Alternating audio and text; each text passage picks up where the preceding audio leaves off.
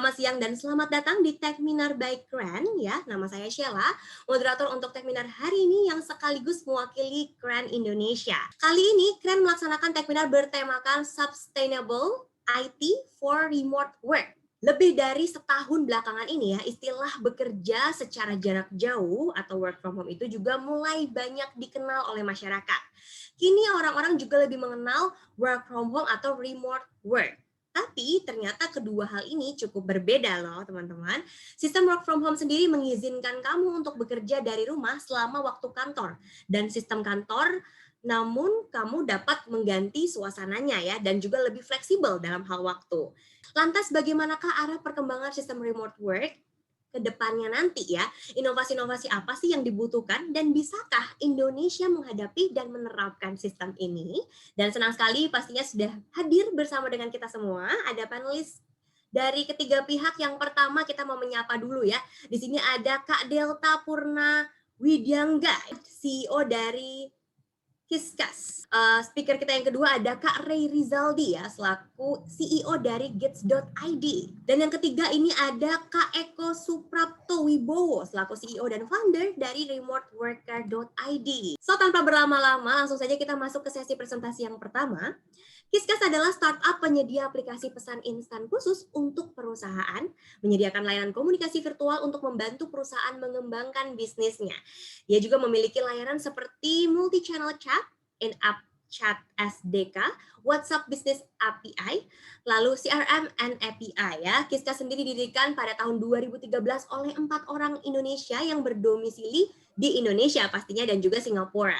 So, langsung aja kita panggil nih dia CEO dari Kiskas, Kak Delta Purnawidyangga. Sebelumnya perkenalkan nama saya Delta, kami Delta Purnawidyangga. Saya CEO dan co-founder dari Kiskas, tadi seperti sudah dijelaskan oleh Mbak Sheila. Kiskas itu perusahaan apa sih gitu. Jadi ini in general apa yang kita lakukan di Kiskas, kita punya sebuah platform yang mengagregasi percakapan dari berbagai macam sosial media atau messaging platform. Jadi problem yang ingin kita solve adalah yang namanya perusahaan itu butuh meng-engage customer-nya dengan lebih baik. Ini ada dashboard-nya, mungkin kelihatan ya sedikit snippet dari WhatsApp, datang dari Telegram, datang dari Facebook, mungkin itulah platform itu Kiskas. Jadi definisi textbook-nya sih kita sebuah platform percakapan, jadi spesifik platform percakapan yang membantu bisnis nih untuk mencapai yang namanya kita sebut yang namanya customer experience atau CX yang bagus dengan platformnya kita. Kembali ke konteks tadi, kalau kita ngomongin startup, sebenarnya ada sebuah referensi yang saya suka dari Y Combinator, namanya Sam Altman. Itu dia bilang bahwa yang namanya perusahaan digital seperti Kiskas ini ada 4 hal, sebenarnya 5 hal sebetulnya yang penting. Yang pertama ide, produk, tim, dan execution gitu. Yang kelima adalah keberuntungan yang sebenarnya ya ini nggak bisa kita kontrol ya. Oke, kembali ke topik saya. Yang pertama saya pengen sharing lebih lanjut sih sebenarnya kalau kita ngomong remote working, kenapa kita harus ngerasa itu penting gitu ya. Saya selalu percaya bahwa yang namanya remote working itu very important gitu ya. It's the future of work. Jadi masa depan cara orang bekerja itu ya remote working gitu. Banyak banget yang positif dari situ. Tapi untuk mengeksekusi itu dari sisi sebuah perusahaan itu sangat challenging gitu. Bagaimana kita memastikan bahwa semuanya berjalan dengan baik. Yang pertama kalau dari konteks Kiskas, sebenarnya memang alasan utamanya karena pandemi sih.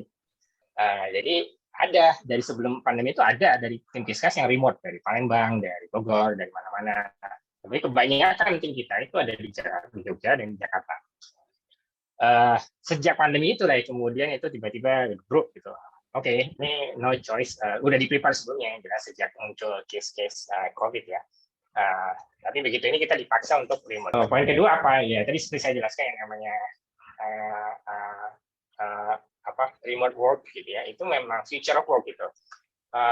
Itu differentiator dari seorang employer atau sebuah employer, sebuah perusahaan gitu. Karena itu ternyata menjadi ekspektasi dari orang-orang bahkan sebelum COVID gitu. Kan sebelum COVID aja orang udah punya preferensi, wah kalau bisa kerja dari rumah atau remotely dengan fleksibilitasnya itu ya mending dari rumah gitu.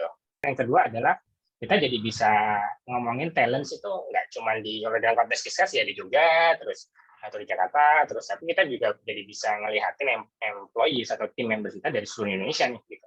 Oke, dan yang ketiga, it actually works gitu. Jadi kenapa why-nya ternyata bekerja loh yang namanya remote work. Jadi ternyata lebih produktif, secara cost lebih efisien. Kita alhamdulillah tetap bisa growing lebih dari 3 kali di 2020. Tentunya ini tergantung company dan market situation-nya masing-masing ya, karena memang ada industri yang terdampak directly oleh pandemi. Di second section saya bakal sharing 5 hal aja dari saya untuk apa sih yang mungkin perlu menjadi perhatian teman-teman di sini yang dari sisi perusahaannya. Jadi remote first itu maksudnya kalau dari kita tuh ada, kita tuh remote, by default remote bekerja dari rumah atau dari manapun secara fleksibel, tapi kantor buka secara terbatas.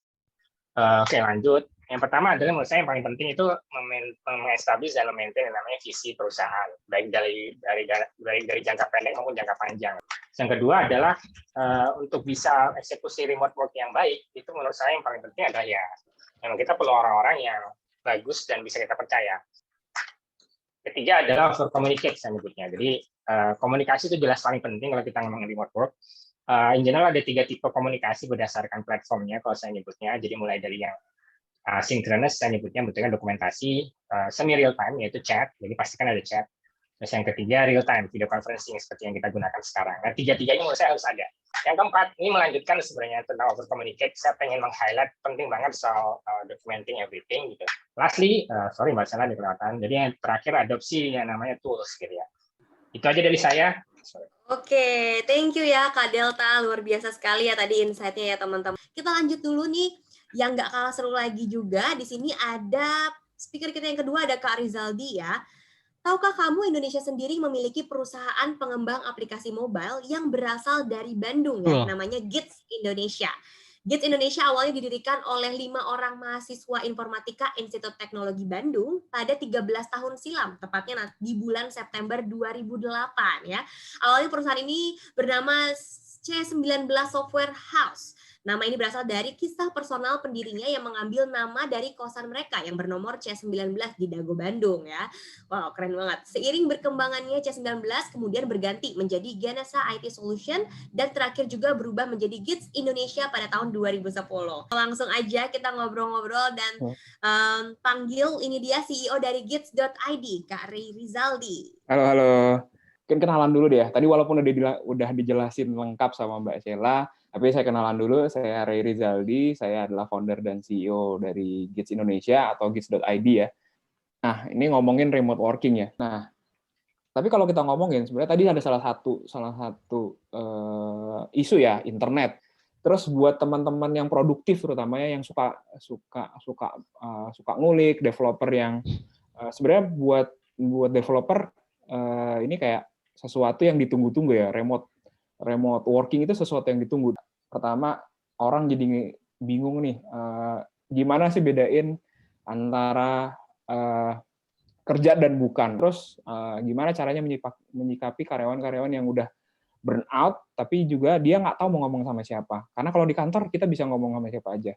Terus collaboration juga, komunikasi juga tadi ya, mostly juga apalagi kalau yang berkeluarga distraksi gitu ya. So sebenarnya gimana sih cara mengatasinya? Sebenarnya ini harus diatasi satu-satu sih, harus diatasi satu-satu. Jadi tapi kalau saya boleh menyimpulkan ini ya, ini simplify banget sih, versi simplify-nya. Jadi akhirnya saya menyimpulkan bahwa kalau di remote working condition kayak sekarang itu kita perlu digital collaboration. Digital collaboration ini harus ada 2 pendukungnya. Yang pertama culture-nya itu sendiri dan yang kedua tools. Mungkin tadi udah sempat di sounding juga sama Mas Delta. Yang pertama culture. Jadi untuk pertama kalinya kita lihat lagi visi kita mau kemana. Kita benar-benar pengen jauh kah? Apa benar-benar worth it buat di belakang? Dan values kita revisit lagi. Terus habit-habit apa sih yang bisa kita bisa pakai selama kondisi kayak gini? Trust, pertama transparent, terus dan akhirnya ini foto ya. Jadi kita coba apa yang udah kita lakuin dulu, kita punya weekly sharing, kita punya monthly town hall, kita punya daily. Itu tetap kita lakuin secara remote. Jadi kita mulai lagi ngukur nih di tiap project kita kayak gimana.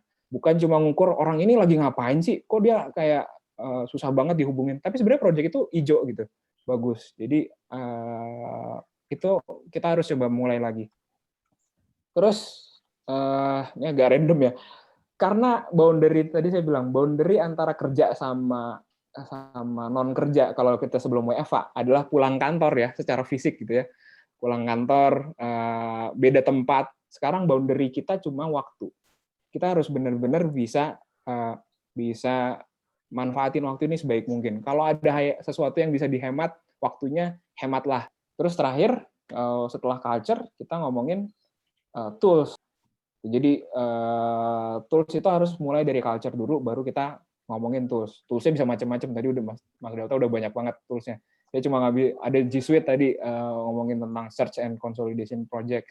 Terus yang simple ya, tanda tangan. Berapa banyak klien saya tuh harus nunggu 3 minggu buat nyelesain satu tanda tangan yang simple banget, sebenarnya cuma pindah-pindahin doang. Pakailah ada tanda tangan digital, saya pakai DocuSign.